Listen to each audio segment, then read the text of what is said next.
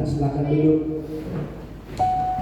Saudara yang diberkati Tuhan, makanya kembali saya bilang saya akan coba menjelaskan tentang salah satu peristiwa di mana bangsa Israel ketika mereka keluar dari tanah Mesir. Bangsa Israel ini mereka merayakan 3 hari raya besar. Saudara, nah saya akan coba jelaskan dan saya berharap jemaat Tuhan mengerti. Sebenarnya bangsa Israel merayakan ada 7 hari raya. Sesudah mereka keluar dari tanah Mesir, ada 7 hari raya yang selalu diperingati oleh bangsa Israel. Tapi Alkitab bilang ada 3 yang diutamakan dan mereka rutin melakukan setiap tahun. Dan Ulangan pasal 16 ayat 16 itu hari raya itu yang pertama, yaitu hari raya apa? Roti tidak berat. Saya menjelaskan dalam bahasa Ibrani tapi kita lewatkannya. Yang kedua, hari raya 7 minggu. Dan yang ketiga, hari raya pondok daun. Saudara, nah saya akan coba bicara tentang arti dari 3 hari raya besar dan apakah penggenapan dari ketiga hari raya ini. Saudara, 3 hari raya ini ada 2 yang sudah digenapi dan ada 1 hari raya penggenapan yang belum terjadi. Saudara katakan, ini bagus sekali karena ini banyak sekali tokoh-tokoh hamba Tuhan besar bicara tentang ini, tapi banyak orang kurang mengerti tentang hari raya ini. Nah saudara, ada 2 hari raya penggenapan yang sudah terjadi dan ada 1 belum terjadi. Nah Tuhan akan banyak. Next, kita bicara tentang hari raya roti tidak berat. Saudara, hari raya itu bicara tentang hari raya pas. Bentar lagi kita akan masuk dalam hari Paskah. Saudara, hari raya Paskah di mana 3.500 tahun yang lalu. Saudara, saya bawa saudara mundur 3.500 tahun yang lalu atau 1.500 tahun sebelum Yesus lahir atau 1.500 before of Christ.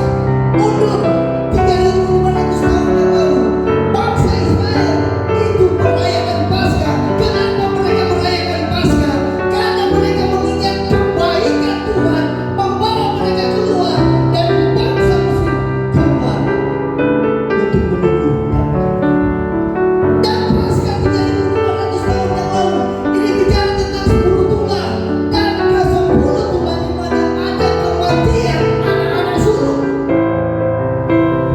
Tetapi bangsa Israel anak-anaknya terluput daripada kematian. Kemudian bicara tentang Paskah 3.500 tahun yang lalu, apa sekali itu?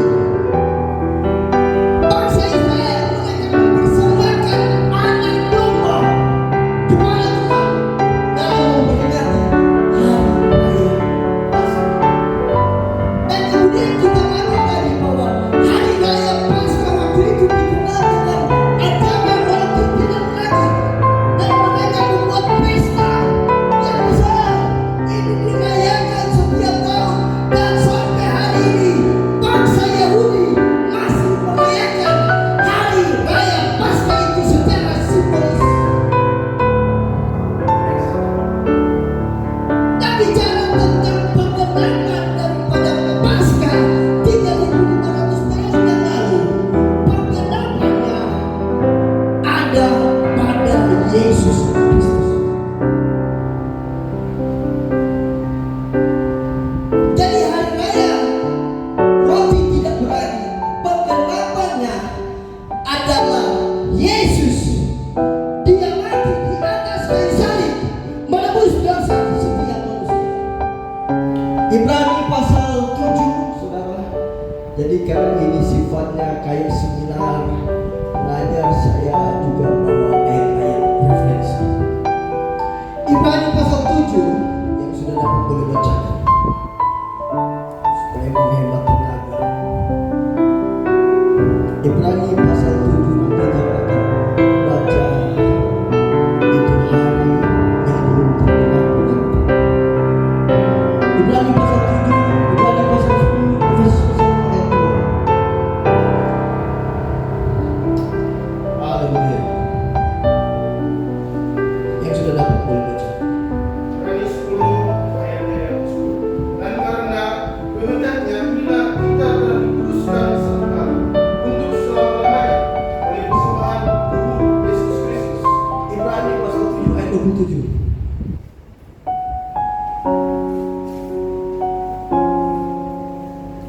Ibrani 7 ayat yang ke-27, yang tidak seperti imam-imam besar lain yang setiap hari harus mempersembahkan korban untuk dosanya sendiri, dan sesudah itu barulah untuk dosa umatnya. Sebab hal itu telah dilakukannya satu kali untuk selama-lamanya, ketika ia mempersembahkan dirinya sendiri sebagai korban. Tidak sama seperti imam-imam yang lain mempersembahkan korban itu setiap mereka berbuat dosa, tapi Yesus menjadi korban satu kali untuk selama-lamanya. Dan kalau baca di dalam Ibrani pasal 10, kehendak Bapa dan Efesus pasal 5 ayat 2. Yesus pasal 5 ayat yang kedua. Dan hiduplah di dalam kasih, sebagaimana Kristus Yesus juga telah mengasihi kamu dan telah menyerahkan dirinya untuk kita sebagai persembahan dan korban yang harum bagi Allah. Saudara, hidup dalam kasih karena Yesus sudah tebus dosa. Nah saudara, bicara tentang kematian Yesus, ini bicara hal yang spektakuler. Kalau bukan karena kematian Yesus, siapa kita? Kalau bukan karena kematian Yesus di atas kayu salib, siapa Anda? Kalau bukan karena Yesus mati di atas kayu, apakah engkau ada di tempat ini? Haleluya. Kematian Yesus di atas kayu salib membuat manusia mendapatkan kesempatan di dalam kerajaan Allah. Kematian Yesus di atas kayu salib itu membuat orang yang percaya kepada Tuhan, orang pertama ada dalam kitab kehidupan. Jangan cuma orang pertama ada dalam buku daftar jemaat gereja House of Grace, tapi harus ada dalam buku kitab kehidupan. Haleluya.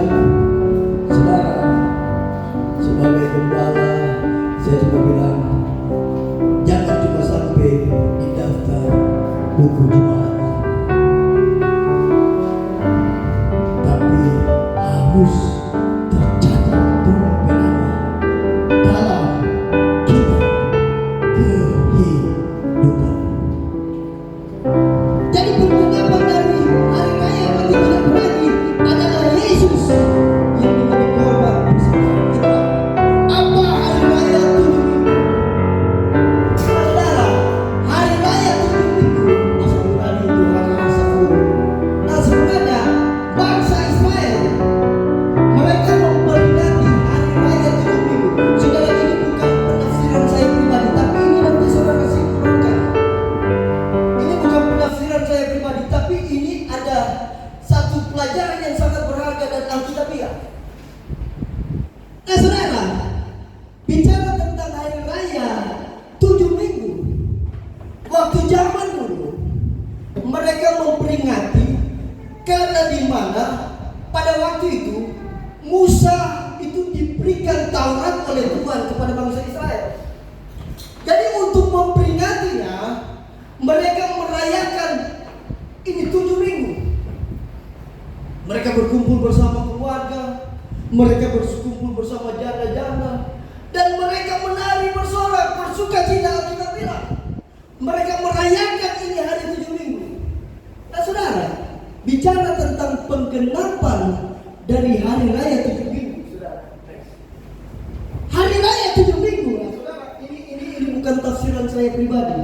Nanti saudara sinkronkan. Hari raya 7 minggu itu bicara tentang hari Pentakosta. Coba saudara lihat kan, 3.500 tahun yang lalu itu Paskah bangsa Israel merayakan. Nah, berjalan dari 3.500 tahun. Itu 50 hari masuklah kepada hari raya ini. Hari ke-50 masuklah hari ke-50, hari raya Tujuh Minggu. Oke, tolong kembali kepada Yesus. Yesus mati, kemudian dia bangkit. Saudara, kalau saudara belajar teologi Alkitab, saudara tahu Yesus ketika dia bangkit, hari ke-40 dia apa? Baik. Hari ke-50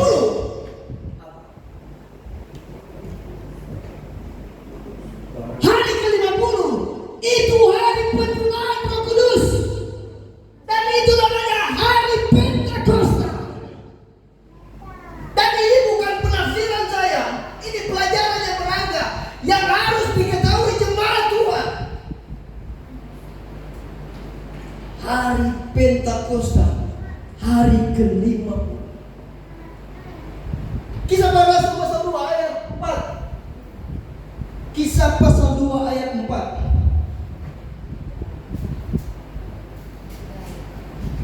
Maka penuhlah mereka dengan Roh Kudus, lalu mulai berkata-kata dalam bahasa-bahasa lain seperti yang diberikan oleh Roh itu kepada mereka untuk mengatakan.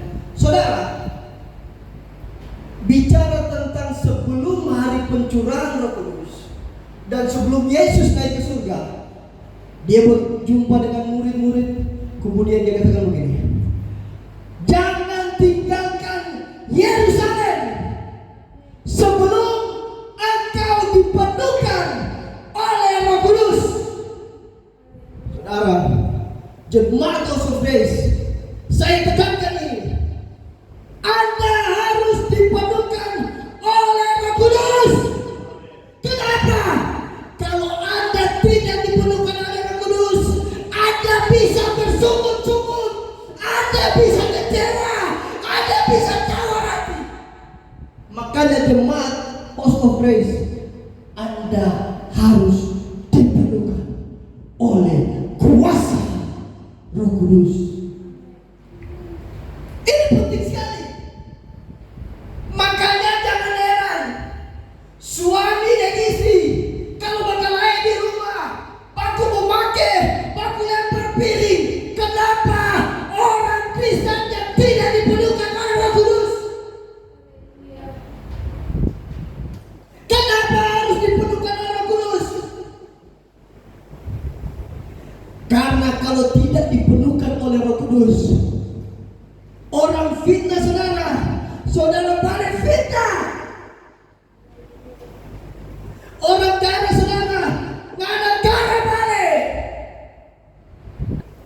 Orang tampar dengan pipi kiri, nggak ada tampar dengan punggung kanan. Kenapa harus dipenuhkan oleh Roh Kudus? Karena dunia ini begitu mengerikan, saudara. Teman bisa jadi lawan.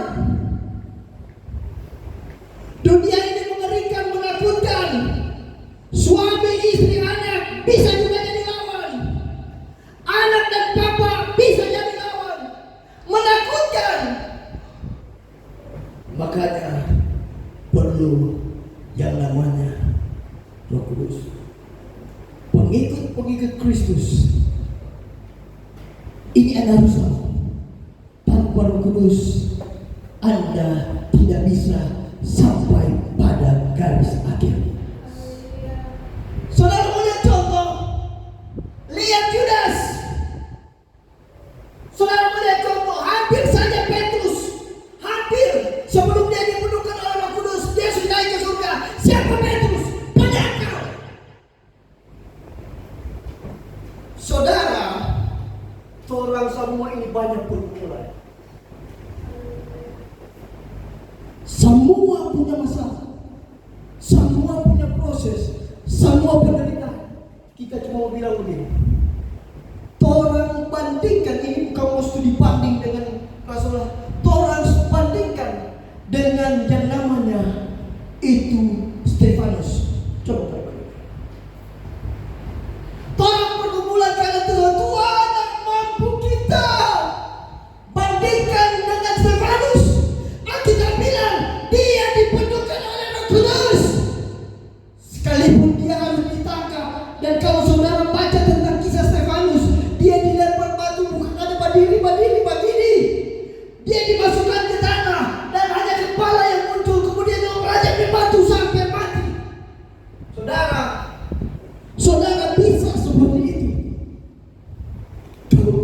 menyerahkan Roh Kudus, Stefanus saya rasa dia akan menyangkal Yesus. Bagaimana dengan kedua murid? Mereka harus disalibkan terbalik, salib X. Mereka ditusuk seperti sate. Kalau bukan karena kuasa Roh, saya pikir mereka tidak bisa. Jemaat Tuhan, sebagai gembala, Anda harus dipenuhkan oleh Roh Kudus. Harus, tidak boleh tidak, harus. Dan tangan orang yang dipenuhkan oleh Roh Kudus, maka dia akan berkata-kata dengan bahasa lain. Saudara, kalau saya pakai bahasa Yunani, glosalia, tapi next aja kalau orang mau kupas itu tentang bahasa, dia akan berbahasa dengan bahasa asing, bukan diajarkan, tetapi ketika dia berdoa menyembah Tuhan, dia dipenuhkan oleh Roh Kudus, kemudian dia berkata-kata dengan bahasa-bahasa yang baru, bahasa asing. Roh Kudus bekerja luar biasa dalam kehidupan. Dan ingat, sebagai gembala, bahasa roh tidak diajarkan. Konsepnya, ketika Anda membuka hati sungguh-sungguh di hadapan Tuhan, maka hadirat Allah turun, Anda penuh. Ketika Anda dipenuhkan oleh Roh Kudus, ini bibir ini nggak mau tahan,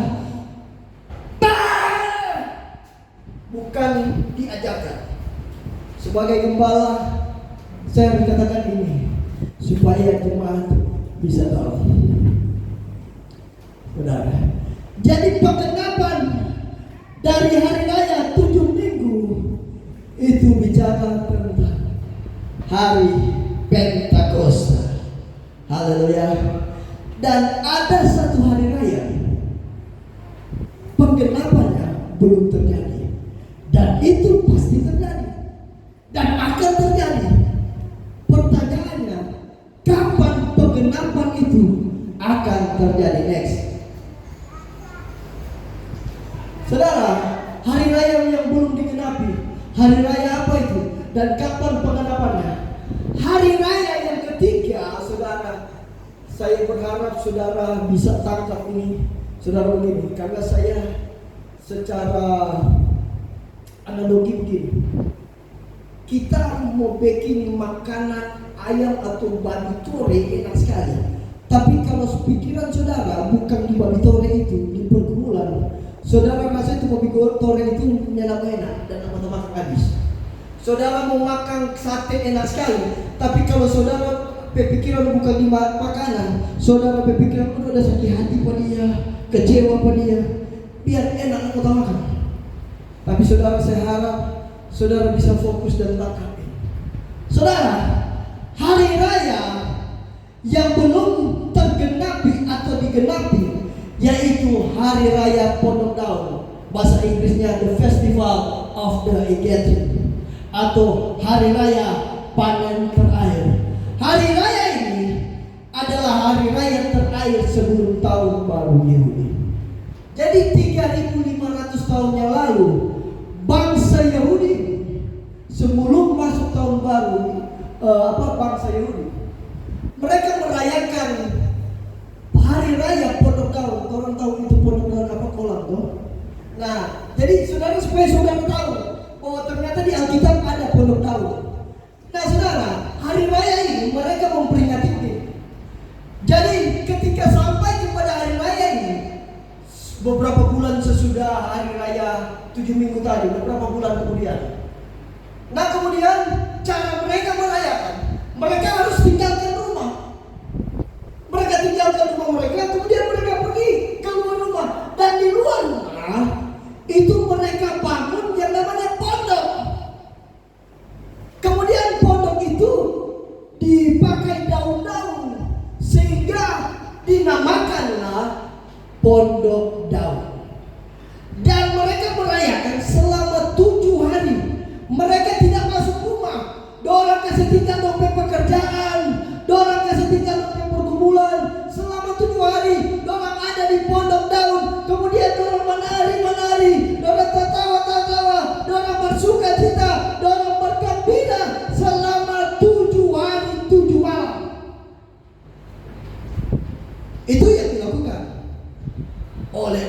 Israel dan masih dilakukan sampai hari ini oleh bangsa Yahudi. 7 hari, ketika orang balik ulang setelah 7 hari, orang bekerja ulang, orang berpikir ulang demi pergumulan, orang berpikir ulang demi masalah. Nah, bicara tentang hari raya terakhir tahun baru Yahudi. Next. Pengenapanya adalah panen terakhir orang percaya sebelum kedatangan hari penghakiman. Saudara, 2 sudah tergenapi. Yesus sebagai anak domba Allah, dia mati. Kemudian hari Pentakosta sudah digenapi, dan hari raya panen terakhir akan tergenapi dan pasti digenapi. Saudara, panen terakhir bukan berarti berbicara tentang orang menginjil kemudian ada jiwa-jiwa yang Tuhan bawa kepada Tuhan. Bukan itu. Panen terakhir bukan bicara tentang orang bersaksi tentang kebaikan Tuhan kepada orang. Bukan bicara tentang panen terakhir itu, guys. Tapi panen terakhir yang dimaksudkan akan ada pemisahan antara orang yang percaya dan orang yang tidak percaya. Panen terakhir yang dimaksudkan adalah pemisahan antara gandum dan apa? Ilalang, jerami. Padi dan ilalang, gandum dan jerami. Panen terakhir ini bicara tentang pemisahan antara domba dan kambing. Panen terakhir berbicara tentang akan ada pemisahan 5 gadis bodoh dan 5 gadis bijaksana. Saudara, suatu saat akan terjadi hal ini, yaitu pemisahan. Tiba-tiba orang sudah tidak ada. Tiba-tiba suami istri, yang istri atau yang suami sudah tidak ada, sudah hilang. Ini akan terjadi pemisahan, dan pasti akan terjadi. Kapan waktunya? Saudara harus bersiap-siap. Kemarin saya khotbah tentang tabernakel, gereja yang sempurna. Harus siap, karena yang dipisahkan nanti adalah orang yang tingkatan iman seperti gereja yang sempurna. Sekali lagi, gereja yang sempurna bukan fisik ini, bangunan. Ingat, bukan bangunan ini, tapi orang tubuh ini adalah gereja yang sempurna. Dan harus ada tingkatan iman yang benar, yang berkualitas di hadapan Tuhan. Next, saudara, bicara tentang pengenapan daripada pondok daun adalah penyingkiran gereja sempurna. Saudara, memang ini menujunya kepada eskatologi. Saudara, Lukas pasal 17 ayat 34 ayat sampai 35. Saudara, ini menjadi satu polemik di antara beberapa organisasi. Lukas pasal 17 ayat 34 sampai 35, boleh baca. Lukas 17 ayat 34 sampai 35. Yang sudah dapat boleh baca. Lukas 17 ayat 34 sampai 35. Aku berkata kepadamu, pada malam itu ada 2 orang di atas satu tempat tidur, yang seorang akan dibawa dan yang lain akan ditinggalkan. Ada 2 orang perempuan bersama-sama menghilang, yang seorang akan dibawa dan yang lain akan ditinggalkan. Saudara, suatu saat suami istri tidak boleh mana gereja yang disingkirkan dan mana gereja yang tidak disingkirkan. Kakek tiba-tiba hilang.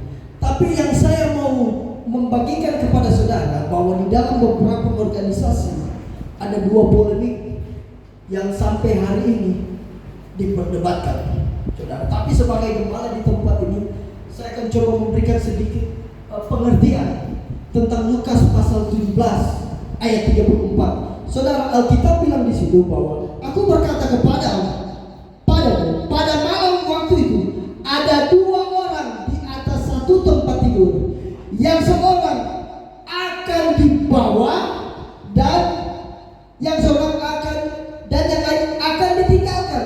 Nah, saudara, begini, ada dua hal yang sering timbul. Ada yang namanya pengangkatan, ada yang namanya penyingkiran. Saudara, nah kalau kita mau kupas dengan bahasa Yunani, ini kata di bawah. Ini sekali lagi ya, di bawah. Nah saudara, kalau di bawah itu dan diangkat itu berbeda. Kalau dia pakai kata suatu saat akan ada pengangkatan, dia masuk di bawah sini, analambo. Tapi kalau dia di bawah, dipakainya kata paralambo, banyak. Analambano, paralambano. Jadi kalau dia diangkat, harusnya dia pakai analambano, karena biasanya kalau perjanjian baru itu ditulis dengan bahasa Yunani. Harusnya dia kalau diangkat pakai analambano, tapi di Alkitab bahasa Yunani ditulis dengan bahasa paralambano. Nah makanya kalau kita mau kaji, dapatlah gereja itu akan disingkirkan. Gereja akan disingkirkan. Dan pertanyaannya, kenapa gereja harus disingkirkan?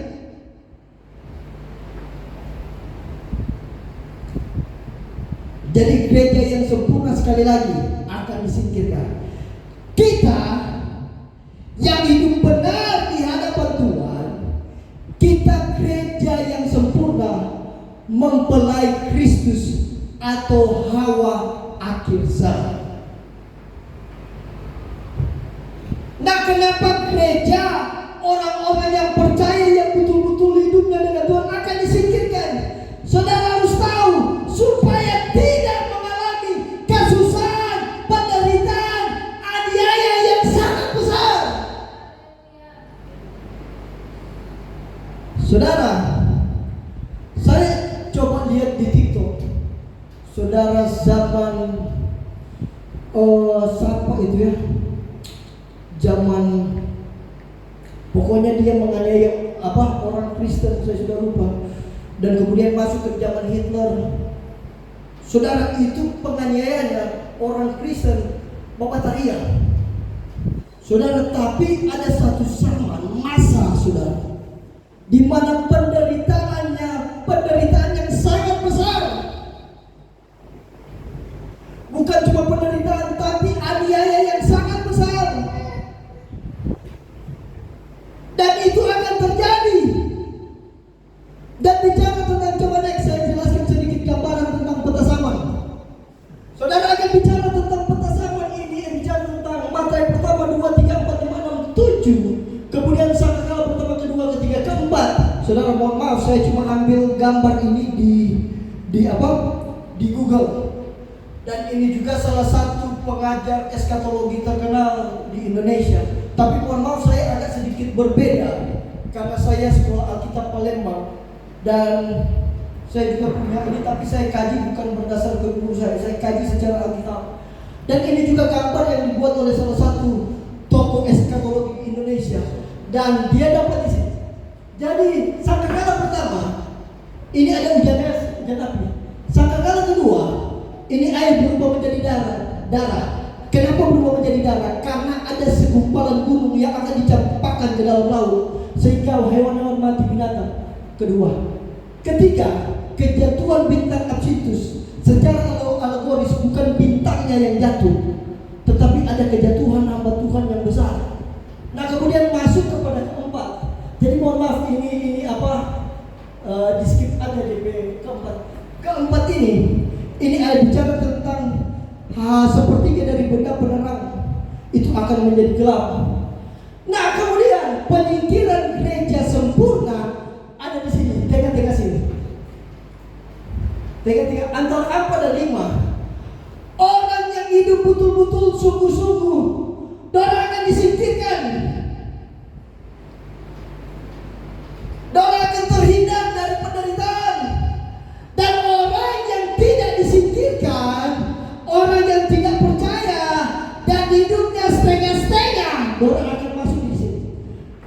Jadi ini bukan di keempat, mohon maaf. Kelima. Di kelima sini antikris menyatakan diri. Jadi awal pemerintahan antikris di sini.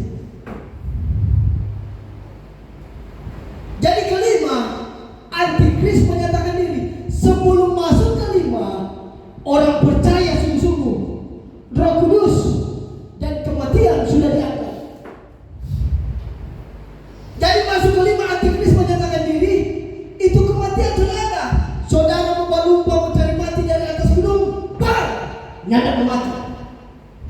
Saudara nanti akan ditusuk dari kepala sampai di kaki, nyadap mati. Roh Kudus sudah tidak ada karena sudah disingkirkan bersama dengan orang-orang percaya atau gereja Tuhan. Sudah. Dan masa penganiayaan selama 3,5 tahun. Alkitab mencatat di dalam Wahyu pasal 9, burung nasab itu berkata, celaka, celaka. Darah menakutkan sekali. Ini keadaan yang mengerikan dan bukan menakuti saudara. Ini bukan cerita dongeng, tapi saya harus sampaikan kepada saudara supaya saudara jangan sampai masuk kepada zaman masa 3,5 tahun, masa penderitaan, penganiayaan besar. Tapi saudara harus menjadi gereja yang disingkirkan oleh Tuhan. Haleluya. Yang mau menjadi gereja yang disingkirkan boleh lambaikan tangan. Saudara, ini akan panjang sampai kepada di mana perang Armageddon, kemudian Gog dan Magog, ada tahta putih. Tapi karena waktunya terbatas, mungkin ini akan menjadi PR kita nanti berikut kalau saya ada kesempatan itu. Dan penting kesimpulan bagi kita semua bahwa 3 hari raya ini, 2 sudah digenapi dan 1 belum digenapi. Kita percaya kepada Tuhan Yesus, Dia Allah, Dia mati, kemudian Dia bangkit naik ke surga, duduk di sebelah kanan Allah Bapa. Kemudian orang-orang yang sudah percaya, pastikan Anda dipenuhkan oleh Roh Kudus supaya Anda bisa melewati bagaimana kekejaman dunia ini, sehingga suatu saat engkau akan disingkirkan. Dan sebagai jemaat House of Grace, saya mau katakan, terus semangat dalam melayani Tuhan, terus semangat dalam membaca Alkitab, terus semangat dalam memuji Tuhan, terus semangat dalam berdoa, terus semangat untuk menyenangkan hati Tuhan. Saudara, yang orang lakukan melayani Tuhan, tidak ada kata sia-sia. Suatu saat, baik di bumi atau suatu kelak nanti, orang berkumpul di tempat surga yang indah, orang akan berkata, untung orang setia kepada Tuhan. Untung kita semangat melayani Tuhan. Untung kita selalu menyala-nyala dalam memuliakan nama Tuhan. Untung kita rela bayar harga untuk memuliakan nama Tuhan. Untung biar itu masalah banyak, tapi kita tetap terus melangkah menuju kemuliaan Tuhan. Untung ketika orang jahat fitnah, tapi kita tetap sabar. Dan gereja Tuhan, engkau harus dipenuhkan oleh Roh Kudus. Dan orang yang dipenuhkan Roh Kudus itu bisa dilihat dari Roma pasal 5 ayat 22. Saudara, Tuhan boleh berkamuflase di hadapan Tuhan, berbahasa roh di muka umum, muka jemaat, tapi Tuhan bisa lihat di mana di Roma pasal 5 ayat 22, yaitu buah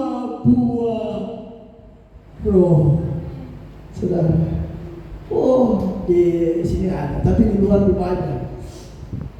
Bersama tapi masih hidup dalam kegelapan. Tapi orang yang diperlukan Roh Kudus itu bisa lihat dari buah-buah roh. Ketika orang bikin kesal, dia ada pengendalian diri. Ketika orang bikin orang emosional, orang itu ada kasih. Pokoknya bisa dilihat dari buah-buah roh. Buka Roma pasal 5 ayat 22. Roma Efesus atau Roma? Efesus atau Roma ini?